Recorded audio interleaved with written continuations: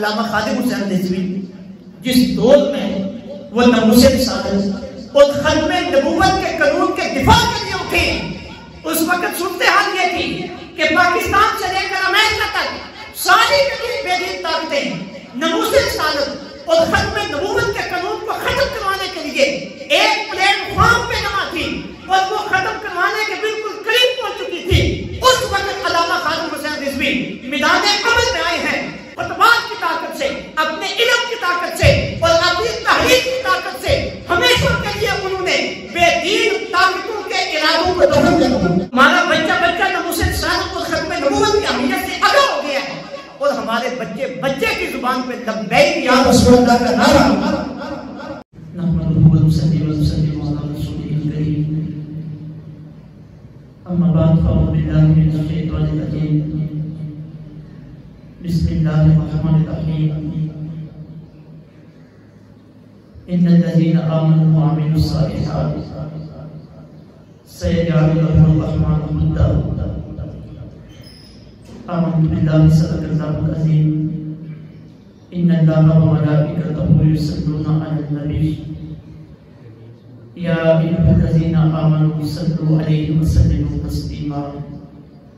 الصلاۃ والسلام علیک یا رسول اللہ وعلی آلک واصحابک یا حبیب اللہ۔ الصلاۃ والسلام علیک یا نبی اللہ وعلی آلک واصحابک یا محبوب رب العالمین۔ رب اشرح لی صدری ویسر لی امری واحلل عقدۃ من لسانی یفقہوا قولی۔ اللہ جل مجدہ کی حمد و ثنا حضور رحمت دعالم نور مجسم شفیع معظم حضرت سیدنا محمد مصطفیٰ صلی اللہ علیہ وسلم کی بارگاہ میں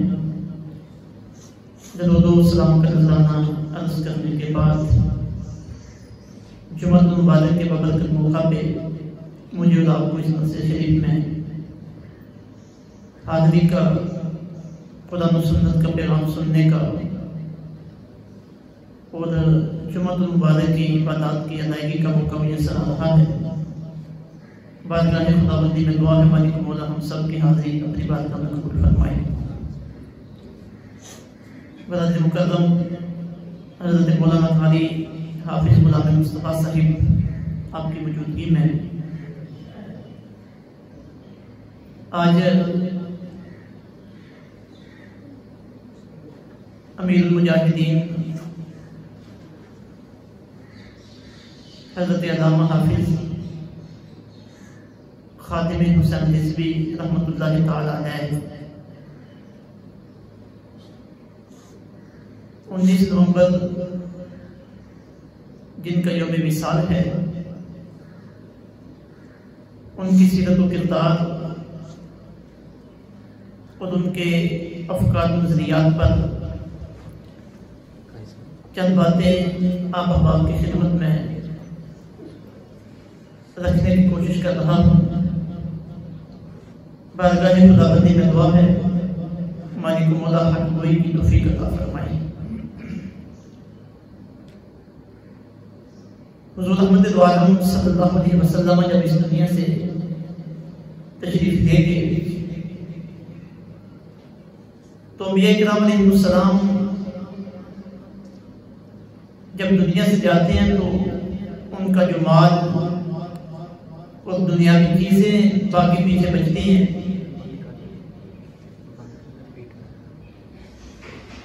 وہ ان کی وراثت میں منتقل نہیں ہوتی بلکہ وہ امت کے لیے صدقہ بن جاتی ہے۔ اور جو چیز ان کی وراثت میں آگے منتقل ہوتی ہے وہ علم، فضل، تقویٰ اور پرہیزگاری۔ حضور احمد دو عالم صلی اللہ علیہ وسلم نے ارشاد فرمایا العلماء ورثۃ الانبیاء، فرمایا علماء انبیاء کے وارث ہیں۔ انبیاء کا علم علماء کے پاس پہنچتا ہے، انبیاء کا زہد و تقویٰ اس کے اثرات علماء میں موجود ہوتے ہیں، اور پھر سب سے بڑھ کر انبیاء کرام علیہ السلام جو ذمہ داری اللہ کی طرف سے لے کے آئے ہوتے ہیں کہ اللہ کا پیغام اس کے بندوں تک پہنچانا، اور اللہ رب العزت کے دین کی خدمت کرنا، اور جب دین کے اوپر مشکل وقت آئے تو اللہ کے دین کے دفاع کے لیے میدان عمل میں اترنا۔ پہلے تو ایسا ہوتا تھا کہ ایک نبی اس دنیا سے تشریف لے جاتے تو ان کے بعد دوسرا نبی آ جاتا۔ میرے اور آپ کے کریم آقا صلی اللہ علیہ وسلم خاتم النبیین بن کے تشریف لائے۔ اب آپ کے بعد کوئی اور نبی تو قیامت تک نہیں آنا، تو جو انبیاء کے کام تھے اب وہ ذمہ داری ہے علماء کی، اور یہ ذمہ داری رسول اللہ صلی اللہ علیہ وسلم نے ان کے سپرد کی ہے۔ العلماء ورثۃ الانبیاء، اس حدیث پاک میں ہے۔ 1400 سال گزر کے دین اسلام کو اس دنیا میں آئے، جب بھی اس دین پہ کوئی مشکل وقت آیا تو اللہ تعالیٰ نے اسی دین کے ماننے والوں میں سے چند بندوں کو میدان عمل میں لا کھڑا کیا۔ علمی اعتبار سے اگر اس دین کو کسی چیلنج کا سامنا تھا تو ایسے اہل علم میدان عمل میں آئے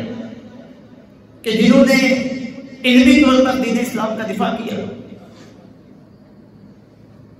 اگر فکری طور پر دین اسلام کو کسی چیلنج کا سامنا تھا تو ایسے لوگ سامنے آئے کہ جنہوں نے دینی فکر کو واضح کرتے ہوئے اور اس پہ دلائل قائم کرتے ہوئے جو بےہودہ اور کفریہ سوچ اور فکر دینی فکر کے مقابلے میں کھڑی تھی، اسے ہمیشہ کے لیے نیست و نابود کر دیا۔ اور اگر میدان عمل میں جہاد کے ذریعے دین اسلام کے تحفظ اور دین کے دفاع کا کوئی وقت آیا تو اللہ تعالیٰ نے اسی امت سے ایسے افراد پیدا کیے جو میدان عمل میں آئے اور انہوں نے میدان عمل میں اتر کر دین اسلام کا دفاع کیا، اور یہ قیامت تک سلسلہ چلتا رہے گا۔ یہ اللہ تعالیٰ کا نظام ہے۔ اللہ تعالیٰ خود قرآن پاک میں ارشاد فرماتے ہیں کہ اللہ تعالیٰ کا یہ ارادہ ہے کہ وہ اس دین کو غالب رکھے، لِيُظْهِرَهُ عَلَى الدِّينِ كُلِّهِ، اسے تمام ادیان پہ معلوم کرتے ہیں۔ وَلَوْ كَرِهَ الْكَافِرُونَ، اگر کہ کافر اس بات کو ناپسند کریں۔ اللہ اس دین کو غالب رکھنا چاہتا ہے۔ اللہ چاہتا ہے کہ یہ دین صحیح اور سلامت حالت میں آخری آدمی تک پہنچے، تو اللہ تعالیٰ اس کے لیے انتظامات کرتا رہتا ہے، اور اللہ کے بندے میدان عمل میں اترتے ہیں اپنی محنتوں کے ذریعے، اپنی کوششوں کے ذریعے، اپنی صلاحیتوں کے ذریعے دین اسلام کی خدمت کرتے ہیں، دین اسلام کا دفاع کرتے ہیں، اور وہ بے دین طاقتیں جو دین کو نقصان پہنچانے کے لیے میدان عمل میں موجود ہوتی ہیں، آج حق ان طاقتوں کا مقابلہ کر کے انہیں ختم کر دیتی ہے۔ یہ امت مسلمہ کی خصوصیت ہے، اور یہ رسول اللہ صلی اللہ علیہ وسلم کے غلاموں کا امتیاز ہے۔ اور پھر دوسری بات یہ کہ وہ لوگ جو دین اسلام کے لیے محنت کرتے ہیں، کوشش کرتے ہیں، دین کا دفاع کرتے ہیں، اس کے لیے قربانیاں دیتے ہیں، اللہ تعالیٰ اس دنیا میں بھی انہیں عزتیں عطا فرماتا ہے اور میدان محشر میں بھی انہیں عزتیں عطا فرماتا ہے۔ قرآن شریف میں اللہ رب العزت کا ارشاد الہی ہے، ان الذین آمنوا وعملوا الصالحات سیجعل لهم الرحمن ودا، فرمایا اس بات میں کوئی شک و شبہ نہیں، جو لوگ ایمان لائے اور عمل صالح کرتے ہیں، فرمایا اللہ لوگوں کے دلوں میں ان کی محبت پیدا فرما دے۔ آج اگر ہم اولیاء کرام، ائمہ، محدثین، مجاہدین اسلام، دین کا دفاع کرنے والی ہستیاں، اگر ہم ان کے تذکرے کرتے ہیں، ان کا ذکر کرتے ہیں اور ادب و احترام کے ساتھ ان کا نام لیتے ہیں، ان کے لیے سارے ثواب کرتے ہیں اور ان کے نقش قدم پہ چلنے کے جذبات ہمارے دلوں کے اندر پیدا ہوتے ہیں، تو یہ اس آیت طیبہ کا مظہر ہے جو ہم اپنی آنکھوں سے دیکھ رہے ہیں۔ فرمایا کہ ایمان لائے، ایمان لانے سے مراد کے ایمان کے تقاضوں کو پورا کیا، ایمان کے اوپر ڈٹ گئے، ایمان کے اوپر آنے والے جو فکری حملے تھے، ایمان کے اوپر آنے والے جو عملی حملے تھے، انہوں نے ڈٹ کے مقابلہ کیا اور عمل صالح کرتے رہے۔ فرمایا ہم لوگوں کے دلوں کے اندر ان کی محبت پیدا کرتے ہیں، تو اپنے اپنے دور میں انہوں نے ایمان کا دفاع کیا، عمل صالح کا دفاع کیا، اسلام کی خدمت کر کے دنیا سے چلے گئے۔ آج صدیاں گزر گئی، آج سال ہر سال گزر گئے، لوگوں کے دلوں کے اندر اللہ تعالیٰ نے ان کی محبتیں پیدا کی ہوئی، انہیں محبتوں کی وجہ سے آج جگہ جگہ ان کی تذکرے ہوتے ہیں، ان کا نام لینے والے موجود ہیں، انہیں سارے ثواب کرنے والے موجود ہیں، اور اللہ رب العزت کی بارگاہ میں ان کی بخشش کی اور ان کے درجات کی بلندی کی دعائیں مانگنے والے موجود ہیں۔ تو یہ ثمر ہے ان کی خدمتوں کا، یہ ثمر ہے ان کی کاوشوں کا، یہ وہ پھل ہے جو اللہ تعالیٰ نے انہیں دنیا میں عطا فرمایا ہے۔ آخرت میں انہیں جو ملنے والا پھل ہے وہ اللہ اور اللہ کے رسول بہتر جانتے ہیں کہ ان وفاشیات کے لیے اللہ رب العزت نے جنت میں کیا کیا چیزیں تیار کر کے رکھی ہوئی ہیں۔ انہیں ہستیوں میں ایک ہستی امیر المجاہدین علامہ خادم حسین رضوی، علامہ خادم حسین رضوی ہمارے مسلک اہل سنت و جماعت کے ایک بہت بڑے عالم تھے، بہت بڑے اسکالر تھے، بہت بڑے مجاہد تھے۔ 1966 میں ان کی ولادت ہوئی ضلع اٹک میں، قرآن پاک انہوں نے حفظ کیا، تجوید پڑھی، درس نظامی کے لیے وہاں سے چل کے جامعہ نظامیہ نظمیہ لاہور میں آئے، وہاں پہ انہوں نے اپنے وقت کے جید اساتذہ سے علوم دینیہ حاصل کی، اور پڑھنے کے بعد ایک عرصے تک انہوں نے علوم دینیہ کی تدریس کی، سرف پڑھائی، نحو پڑھائی، حدیث شریف پڑھائی، قرآن مجید کی تفسیر کا درس دیا۔ اب علماء کرام جو رسول اللہ صلی اللہ علیہ وسلم کے دین کے وارث ہیں، یہ وراثت ہر شعبے کے اندر ہے، تدریسی شعبے کے اندر بھی ہے، تقریری شعبے کے اندر بھی ہے، اور میدان عمل میں اتر کر اپنا کردار ادا کرنا اس کے اندر بھی ہے۔ علامہ خادم حسین رضوی ایک عرصے تک درس و تدریس کا فریضہ انجام دیتے رہے،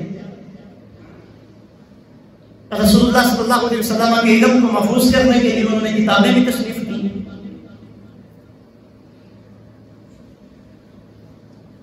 ان کی زندگی کے دو بڑے اثاثے تھے، ایک رسول اللہ صلی اللہ علیہ وسلم کے علم کی وراثت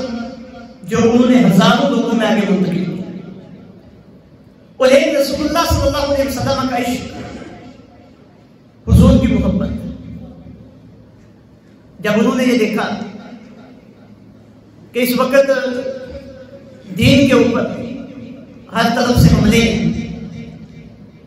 ناموس رسالت کے معاملے میں، ختم نبوت کے معاملے میں لبرل اور بے دین طاقتیں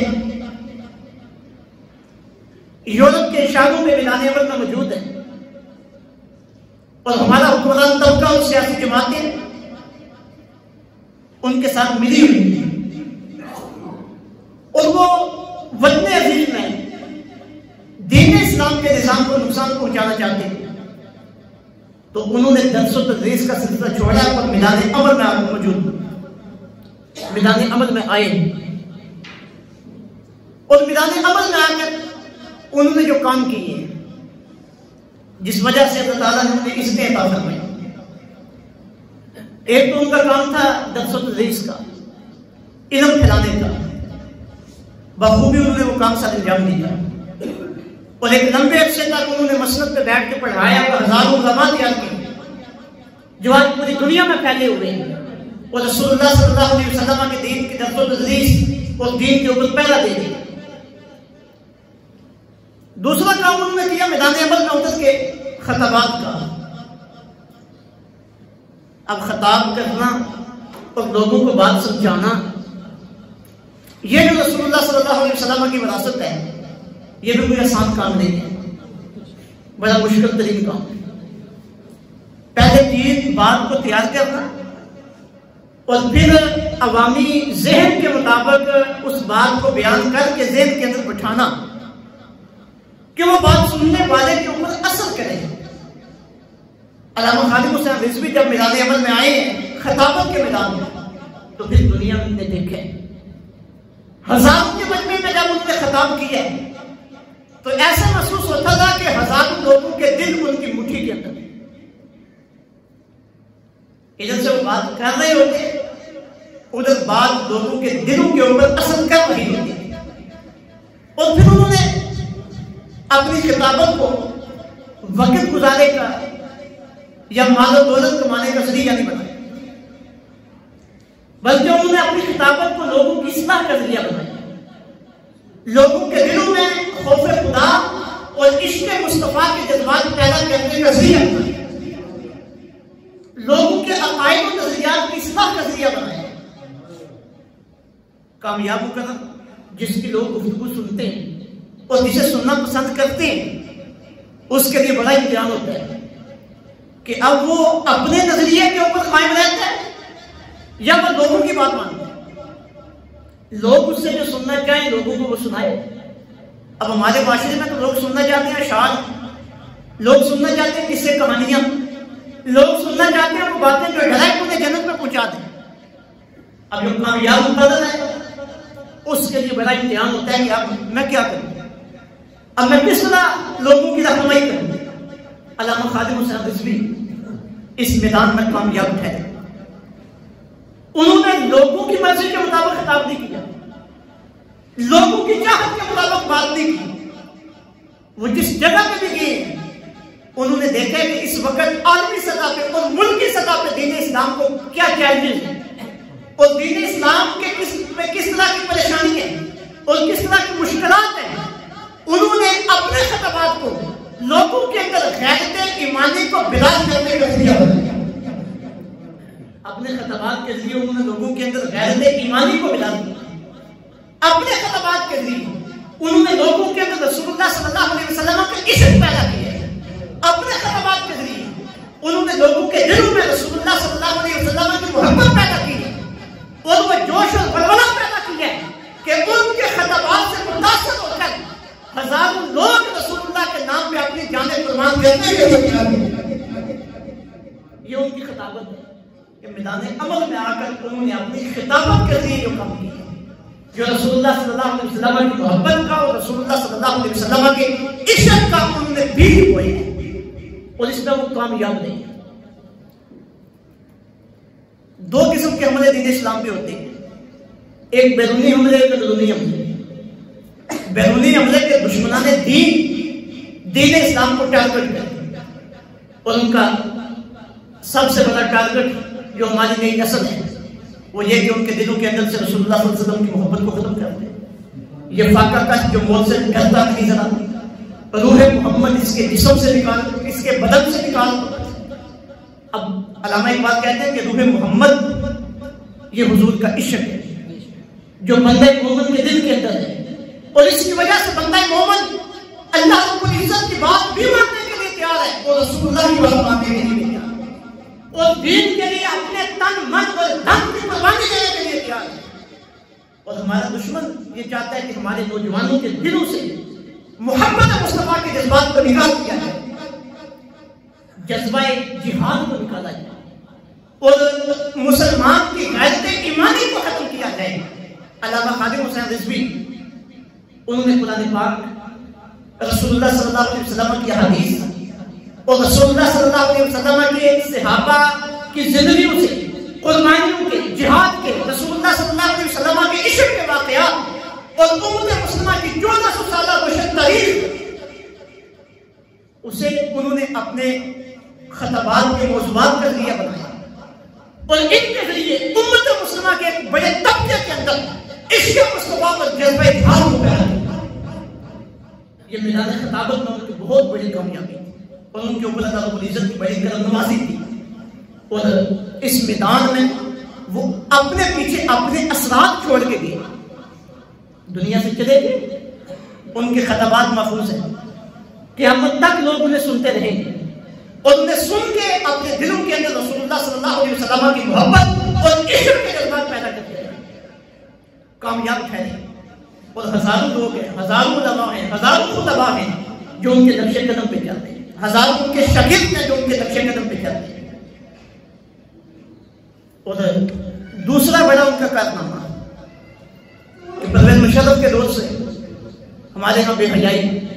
روشن خیالی اس کا اجرا ہوا، اور اس کے بعد جتنے بھی حکمران آئے انہوں نے اپنا اپنا حصہ ان میں ڈالا۔ دو قانون ہمارے ملک میں ایسے ہیں